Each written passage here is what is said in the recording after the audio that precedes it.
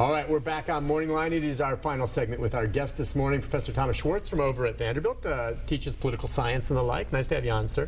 As you see on the screen, presidential primaries, who are you going to vote for? Have you decided? Are you there? Could you still be swayed? Are you a fence sitter? 737-7587. Let's go back to the lines, and you waited through the break. We'll go to Peter. Hi, Peter. Hello, Nick. Hello, Peter. What's on your mind? I just have a comment. You know, I've been, of course, I'll preface that by saying I'm a Trump supporter. Okay. But I was watching some of the media that you were talking. There's a million outlets, and of course I love it. But they had all the Republican candidates having their rallies this weekend, and I was amazed watching the Governor Kasich's rally. He had about 20 people there, and behind him were sitting his wife and his daughter, and they were both half asleep with glazed over looks.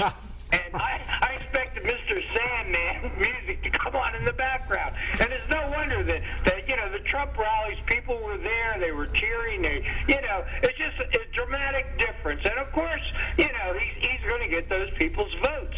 Kasich may be cerebral, but he is certainly not a speaker.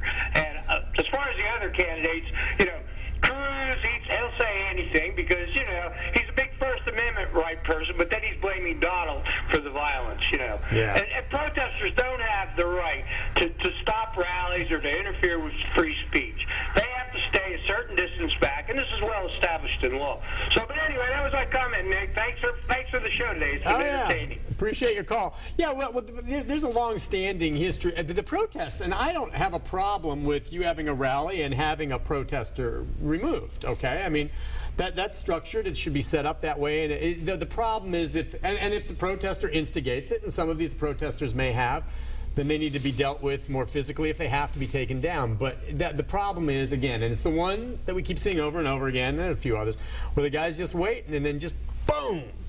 And that I think even you would agree, Peter, is wrong to go to that degree. But is anyone saying it's wrong for a protester who's interrupting a rally to be removed? I don't think that's the case. No. I think people are fine with the idea that if a protester interrupts, they could be removed. I think the real problem is that Trump's rhetoric often encourages much tougher positions toward the protesters, and that's contributed to sort of a dynamic in which more protesters then come, and then you get more violence. Are his rallies, depending on where they are they private events? Typically, some of them, can they be? I thought some of them were private, and he certainly is able to. He hasn't done many private. Well, I mean, but if it's in a auditorium and he's inviting his supporters. Right. If it's public, you can't remove a protester, right, unless they're being disruptive. No, security can remove a disruptive protester from a public event. That's not disruptive. Now, that's the thing, and the level is just, and a lot of these protesters get in there and start yelling at Trump, in which case, if you want to go in there and protest and just sit there and hold a sign saying "Boo Trump" and say nothing, then they can't mess with you. I would think they can't. That doesn't stop sometimes security from trying to remove it. And Trump has lots of private security. Yeah, okay. Yeah, he has the private security in place. As well as the Secret Service. And the Secret Service as it stands on this front. We haven't touched it on Ted Cruz at all. I mean, we talked about the primaries, you know, obviously Kasich and Rubio. Cruz in all this, is he just maybe waiting and hopefully he just keeps his head above water long enough, and if things don't go well for Rubio, he drops out after Florida. Then it's just the three of them left, right? How does that work for Cruz? Cruz has a much better organization around the country than Kasich, and in that sense, he's really in the position to become the alternative to Trump, and he's going to hope, I think, that he can pick up enough delegates, for example, tomorrow, and then stay in the race long enough to make it a two-man race, and to be in a situation where he's debating Trump one-on-one. And both of them have talked about wanting this. It'll be interesting. Cruz has his own problems with the public appeal, but he has a solid base. And a lot of conservatives are coming around to supporting him. The National Review magazine endorsed him recently, so they've come to accept him as the alternative to Trump. And it is interesting that the establishment, if you will, and maybe if you had asked them earlier, their preferred would have been Rubio, because, you know, in general, you hear, even though he's got one endorsement, I think, from a senator, his colleagues hate him, is what I've heard. They don't care for Cruz. For whatever reason, fair or not fair, maybe Cruz just speaks his mind and they don't like that. Good for him. But they don't like him, and I'm not sure he was the choice that the establishment wanted, but that may be what they have to deal with. He's the only viable option. The others maybe not, right? That's right. He was a very disruptive senator, and he basically tried to stop various things in the Senate. He carried out a filibuster on his own. He's not been interested in working with the other Republicans, and so they don't like him, but they may have to accept it. Let's go next to Tony. Hi, Tony. Hello, how you doing? Good. Go ahead, Tony. Yeah, I wanted to make a point that I'm a black man and I support Donald Trump. And the Democrats, to me, are nothing but slave masters. And to blame Donald Trump for what he said for other people's actions is no more right to do that. Nobody's blaming that film was causing the trouble over in the East. But now everything Donald Trump says, they want to take it around and use it against him, and I don't think that's right. What is it that you like about Donald Trump? What made you decide to vote for him? Because he speaks the truth. You like the fact that he's straight shooter? Everything that he says is coming out and he's being for real. All right, fair enough. That's why I support him. Okay. All right, thank you for your call. I mean, that goes to the heart of it, because I've wondered in terms of the vote other than the white male and female. Right. I mean, what kind of support will he have among African Americans or Hispanics? I've said it before. I really would love to have a Hispanic that supports Trump call in. Right. Because, and I know there are that do, but it boggles my mind.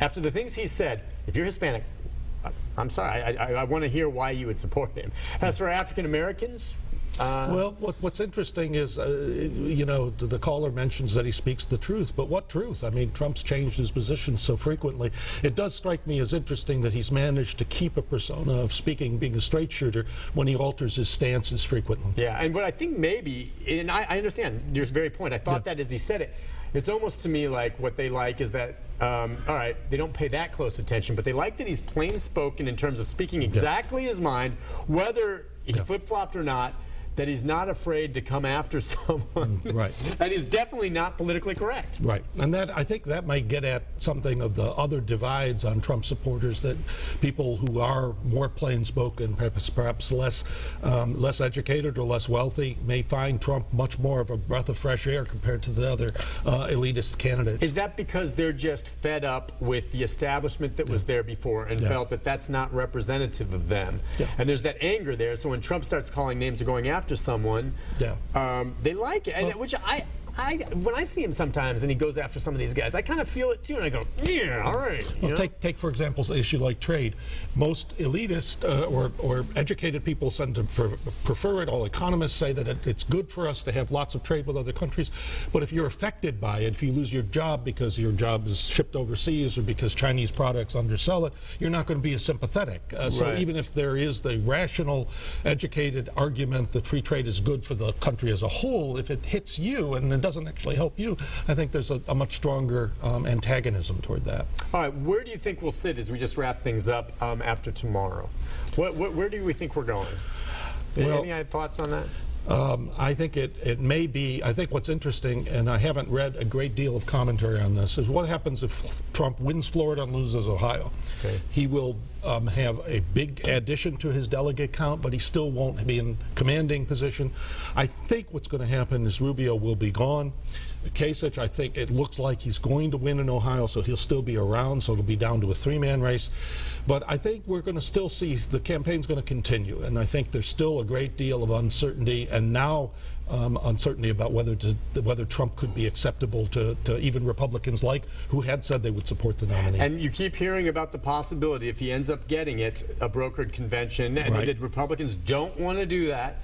I just wonder, when push comes to shove, if he goes in as the nominee, depending on how close it is, I mean, what the Republicans might do. Well, in the past, we've had candidates go in the distant past, we've had candidates go into the convention with a lot of delegates, but not enough to wrap it up. And people went around and essentially ended up, we got a second or third choice instead of the main candidate. Trump, of course, is saying that if I have the most delegates, I should get the nomination, even if it's not a majority. And the thing is, if they don't go that way, and the Republicans just want to try to bring, I think it dooms them. It may. I mean, the party may be in that. Because if they do that and take that away, and Trump may go independent. If he just decides not to do anything, then his supporters are going to be so angry. They're not going to go vote for whoever the Republicans put up there. No, I They're think just not. They will stay home, and that will be it for the Republican The Party. Republican Party probably is in a terrible state of division that will probably cost them the election. Okay, yeah, which could definitely happen. And as far as the Democratic side, as we just wrap up, do you think any more coming out on Hillary Clinton's emails and things like that is going to be an issue? Things will hurt her, but I think she's going to still get the nomination. Yeah. Okay. Real quickly as we go, caller called and wants to know what a socialist is. What a socialist is. Can you give us the In the traditional definition, it was someone who believed that the means of production and that essentially most industry and the economy should be run by the government. And the government should be in control of the major industries and indices of the economy.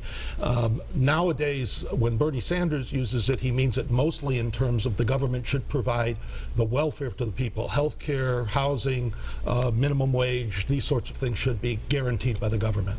But still allowing capitalism Still to prosper allowing with business. capitalism. And really, in a system degree. like that, and the argument can be, would it work, could it work? But if it did work effectively, it'd be great. The problem is you wonder if really, that system of being able to provide for everyone is economically viable in a country this size. Sir, as always, a pleasure having you come on. Will we see you again? You sure. bet we will. Give my best to your students, will you? You do a great job. He's got a class to go teach. We'll take a break. I'll be back in just a moment. We'll give programming notes about later today. I've got a story I'm working on and about what's happening tomorrow. Stay with us, everyone. We'll be right back.